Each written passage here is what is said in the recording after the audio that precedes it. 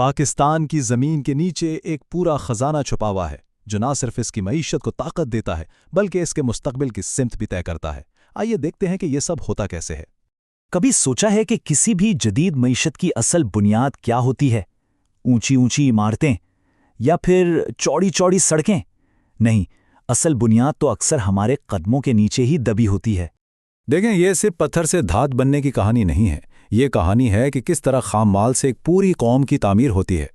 खाम लोहे का हर टुकड़ा दरअसल उन पुलों और इमारतों की बुनियाद है जिन्हें हम तरक्की कहते हैं। तो आइए पाकिस्तान के इन छुपे हुए खजानों की खोज शुरू करते हैं। ये वो खाम माल है जो असल में तरक्की का इंजन चलाता है। ये नक्शा पाकिस्तान की दौलत की पूरी कहानी बताता है। यहाँ हर निशान का मतलब है एक नई इंडस्ट्री का पोटेंशियल। इन वसाइल को दो बड़े ग्रुप्स में बांटा जाता है। एक धाती यानी मेटालिक जो चमकते हैं और दूसरे गैर धाती यानी नॉन मेटालिक जो तामीर करते हैं। अच्छा, तो शुरुआत करते हैं एक ऐसे पत्थर से जिसे शायद सबने देखा होगा लेकिन इसकी अहमियत पर कभी गौर ना किया हो। ये है चूना पत्थर, हमारे शहरों का एक गुमनाम हीरो। देखिए, चूना पत्थर सिर्फ एक आम सा पत्थर नहीं है। ये तो सीमेंट इंडस्ट्री के आप कह लें जान है। इसी से सड़कें, डैम, पुल और हमारे घर बनते हैं। हर इमारत की बुनियाद में इसी का हाथ है। और ये देखें, वही आम सा पत्थर इस सनती ताकत में बदल जाता है। पाकिस्तान आज दुनिया के बड़े सीमेंट प्रोड्यूसर्स में से एक है जो ना सिर्फ मुल्क की तामीर कर रहा है बल्कि मईशत को भी सहारा दे रहा है। ठीक है, तो ये मादनियात ज़मीन से निकल तो आईं, मगर सवाल यह है कि ये चट्टान से पैसे तक का सफ़र करती कैसे हैं? इसकी सबसे बड़ी मिसाल है आयरन और स्टील इंडस्ट्री।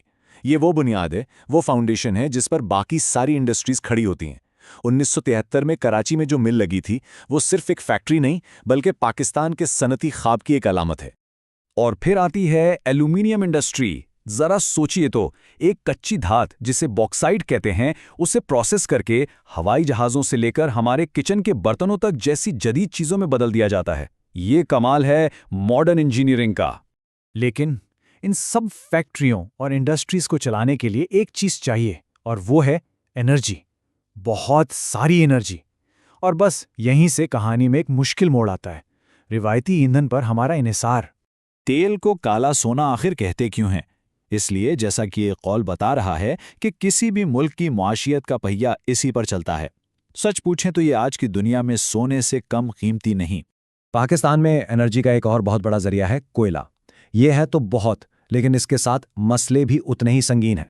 मगर कोयले से एनर्जी हासिल करने की कीमत सिर्फ माहौल नहीं चुकाता, इसकी एक इंसानी कीमत भी है। क्योंकि कोल माइनिंग ये दुनिया के सबसे खतरनाक कामों में से एक है। और ये सिर्फ कोई दूर के खतरे नहीं है, ये वो असली कीमत है जो माइनर्स हर रोज अदा करते हैं। जहरीले धुएं से फेफड़ों का खराब होना, धमाकों का शोर जिससे सुनने की ताकत चली जाए, भारी वजन उठाने से जिस्म का टूटना और हर वक्त कान के गिरने का खौफ, यह है इस एनर्जी की इंसानी कीमत। तो सवाल ये है, क्या इसका कोई हल है, कोई बेहतर तरीका है? खुशकिस्मती से हाँ, बिल्कुल है। दुनिया अब क्लीन एनर्जी की तरफ जा रही है और पाकिस्तान भी इस बदलाव का हिस्सा बन रहा है। चॉइस बहुत साफ है। एक तरफ वो वसाइल हैं जो इस्तेमाल होकर ख़त्म हो जाएंगे और दूसरी तरफ कुदरत के वो तोहफे हैं जो कभी ख़त्म नहीं होते, जैसे सूरज की रोशनी या बहती हुई हवा। और पाकिस्तान के लिए ये दो सबसे अहम ऑप्शंस हैं।